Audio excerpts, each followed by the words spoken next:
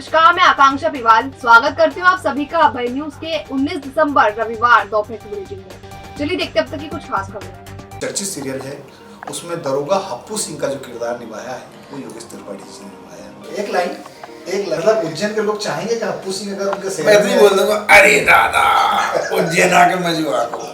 आपको तो पता ही है सिस्टम, नॉन उठाइए, बच्चा प्रेग्नेंट बीबी है।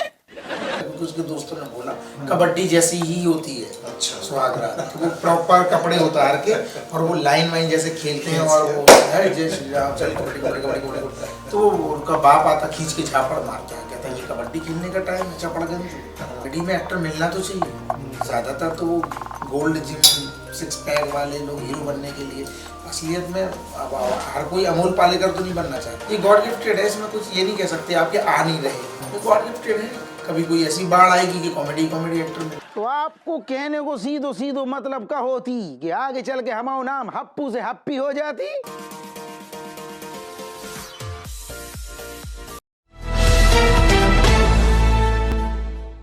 शहर शीतलहर की चपेट में है। पश्चिमी विक्षोभ के लगातार आने और पहाड़ों पर जारी बर्फबारी के चलते शनिवार के बाद रविवार को भी कोल्ड डे रहा। पारे में इतनी गिरावट आई कि वे सीजन की सबसे सर्द रात रही। रविवार को न्यूनतम तापमान 10.7 डिग्री से गिरकर 6.8 डिग्री सेल्सियस दर्ज किया गया। मौसम विभाग की माने तो आने वाले दिनों में शीतलहर का प्रकोप बढ़ेगा, जिससे कड़ाके की ठंड का दौर जारी रहेगा। मौसम सर्द हो चला है। 2 दिनों से शीतलहर का प्रकोप जारी है। रविवार सुबह आसमान साफ रहा और सूरज निकला। हालांकि ठंडी हवाओं से दिन भर लोग ठिठुरते रहे। दोपहर में धूप भी बेअसर रही। दिन का पारा 18.5 डिग्री पहुँच गया। वहीं रात का तापमान 3.9 डिग्री की गिरावट के साथ 6.8 डिग्री दर्ज किया गया। इस सीजन की सबसे सर्द रात रही। जीवाजी वेधशाला के अधीक्षक डॉक्टर राजेंद्र प्रसाद गुप्त के मुताबिक उत्तरी हवाएं हमेशा ठंडी होती है। हिमाचल और उसके आसपास के क्षेत्रों में बर्फबारी के बाद जब उधर से हवा चलती है तो उत्तरी हवा मानी जाती है। पिछले 2 दिनों से उत्तरी हवाएं चल रही है। पारा अभी भी और नीचे जा सकता है, जिससे शहर वासियों को फिलहाल सर्दी से राहत मिलने की कोई उम्मीद नहीं है। वीर जारा, बागवान, अग्नि, साक्षी, भाग मिल्खा भाग, बदलापुर जैसी फिल्मों में अभिनय कर चुकी फिल्म अभिनेत्री दिव्या दत्ता का कहना है कि OTT यानी ओवर द टॉप प्लेटफॉर्म और बॉलीवुड को बराबर मानती है। हालांकि उनका मानना है कि OTT के नए कलाकारों और श्रेष्ठ कहानियों को आगे बढ़ाया है। सुश्री दत्ता रविवार को बाबा महाकालेश्वर और काल भैरव के दर्शन करने आई थी। वे इंदौर में चल रहे कल्चरल फेस्टिवल में शामिल होने आई है। इस दौरान उन्होंने बाबा महाकाल के दर्शन किए। दत्ता ने कहा कि श्री महाकालेश्वर मंदिर आने का उनका सिलसिला काफी पुराना है और जब भी उन्हें आध्यात्मिक शांति की जरूरत होती है वे बाबा महाकाल के दरबार चली आती हैं। दत्ता ने कहा कि OTT प्लेटफॉर्म अच्छी कहानियां ला रहे हैं और यही कारण है कि बड़े पर्दे के कलाकार भी इन प्लेटफॉर्म पर अपनी सशक्त उपस्थिति दर्ज करा रहे हैं।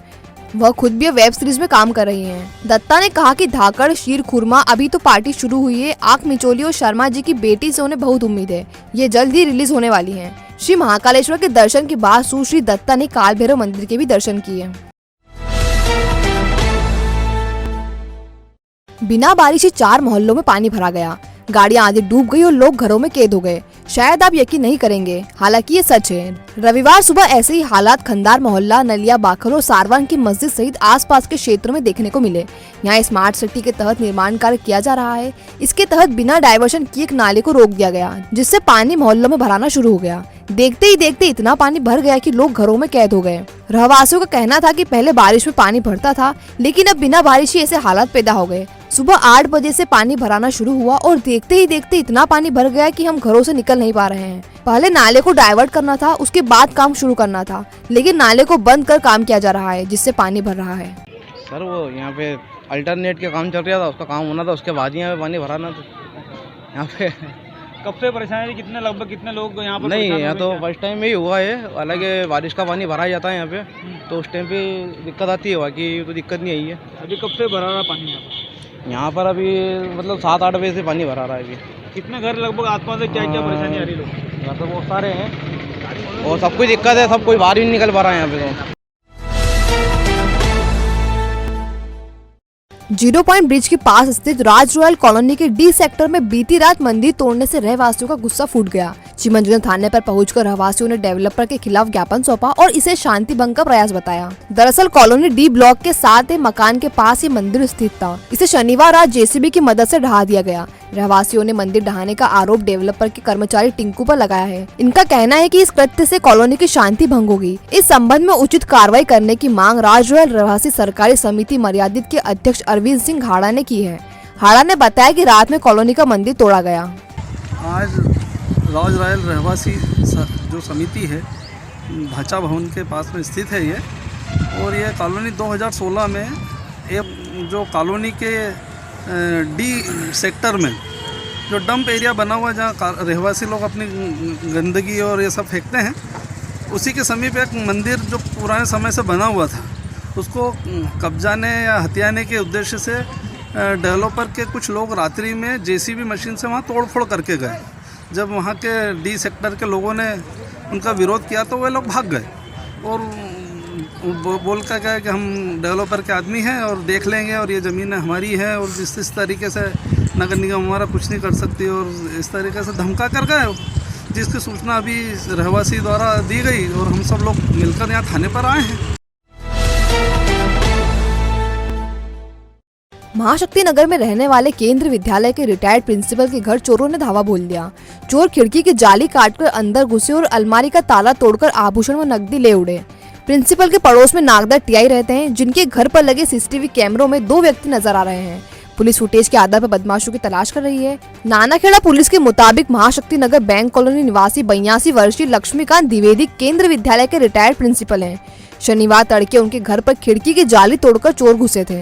उन्होंने अलमारी में रखा सोने का मंगलसूत्र, चेन, अन्य आभूषणों सहित 15,000 रुपए चुरा लिए। चोर जाते समय बाहर से दरवाजा भी लगा गए। इसके बाद पुलिस को सूचना दी गई। प्राचार्य के घर के समीप ही नागदा टीआई श्यामचंद शर्मा रहते हैं। उनके घर लगे सीसीटीवी कैमरों में 2 व्यक्ति नजर आ रहे हैं।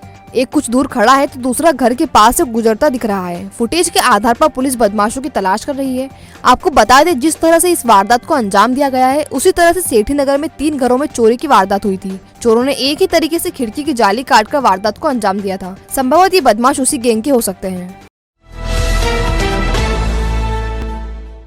मंदिरों में चोरी की घटनाओं में लगातार इजाफा हो रहा है। मंगलनाथ मंदिर में हैदराबाद से दर्शन करने आई महिला श्रद्धालु का पर्स चोरी हो गया।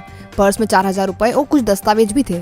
महिला की शिकायत पर मंदिर समिति और होमगार्ड जवानों ने जब सीसीटीवी फुटेज देखे, जिसमें 3 संदिग्ध महिलाएं दिखाई दी, उन्हें पकड़कर चिमंजगंज पुलिस को सौंप दिया गया है। आरोपी महिला के पास से श्रद्धालु का पर्स मिल गया। मिली जानकारी के मुताबिक हैदराबाद की महिला श्रद्धालु शनिवार दोपहर मंगलनाथ मंदिर में दर्शन करने के लिए पहुंची थी। इस दौरान किसी ने उनका पर्स चुरा लिया। शिकायत पर सीसीटीवी फुटेज खंगाले गए तो पता चला एक युवती ने पर्स चुराया और दूसरी महिला को दिया। फिर दूसरी महिला ने एक अन्य महिला को दे दिया। मंदिर समिति और होमगार्ड जवानों ने तीनों महिलाओं को पकड़कर पुलिस को सौंप दिया है और महिला श्रद्धालु को पर्स लौटा दिया। पर्स मिलने के बाद महिला श्रद्धालु ने पुलिस को शिकायत नहीं की। पकड़ी गई महिला देवास की है, उनसे पूछताछ की जा रही है। आपको बता दें, महाकाल मंदिर में कड़ी सुरक्षा व्यवस्था के बीच गुजरात से एक महिला श्रद्धालु की महिला ने दांत से चेन काट ली थी। सीसीटीवी फुटेज में ये वारदात करते हुए भी दिखाई दे रही है, लेकिन पुलिस अभी तक उसे पकड़ नहीं पाई। इसी तरह की घटना एक नवरात्रि के दौरान गढ़कालिका मंदिर में भी हुई थी। इसमें भी पुलिस के हाथ खाली हैं। पुलिस को शंका है कि मंगलनाथ मंदिर से पकड़ाई महिला चेन चोरी की वारदात में शामिल हो सकती है। फिलहाल पुलिस इनसे पूछताछ कर रही है। 10 दिन पहले एकता नगर में 2 युवकों पर चाकूबाजी का आरोप लगाने वाली रेप पीड़िता ने प्रेमी के कहने पर हमले का षड्यंत्र रचा था। उसने खुद गले में ब्लेड मारी थी। इसका मकसद चाकूबाजी के गवाह को हमले में फंसाना था। महिला का प्रेमी गुंडा है। दरअसल बसंत बिहार की रहने वाली महिला ने पति को छोड़ दिया है। वे आगर रोड निवासी रामचरण जाट उर्फ रामू के साथ रहती है। दोनों में अनबन हुई तो महिला ने रामचरण जाट के खिलाफ दुष्कर्म का प्रकरण दर्ज करा दिया। शातिर महिला ने कुछ दिन बाद रमेश मालवी पर भी दुष्कर्म का आरोप लगा दिया।